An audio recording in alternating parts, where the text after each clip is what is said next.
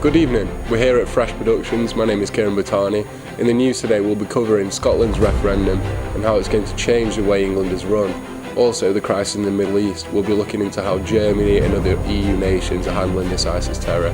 Finally, we'll look at how the 10% pay rise of the MPs has fueled the anger of many local residents here in the UK. Salaries are said to have fallen behind for some, and even complain that 74,000 is at the low end for what they deserve for such an important job.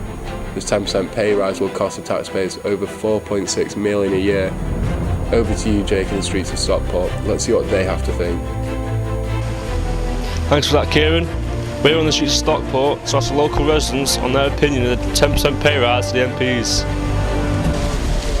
I don't really see a problem with it. I think the problem is with the bankers. They've got us into this situation in the first place, and a lot of the blame's gone on the MPs. So I think they probably do enough to deserve that 10% pay rise. As a lot of our country, I would say diabolical. I think a lot of people would agree with me. When everybody else is struggling, and the people who are actually going for a 10% pay rise are the ones who are making people struggle. So diabolical, as I say. I don't really think it's fair, because I'm pretty sure that MPs get a very good wage anyway, so they don't need the pay rise. I think it's disgusting, to be honest.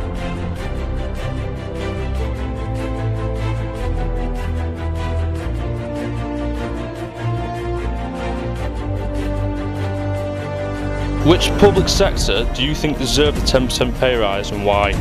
Right, I don't think any public sector deserves a 10% pay rise above anybody else. They should get anything. I should think they should get a pay cut, not a pay rise, or any other person should benefit from it.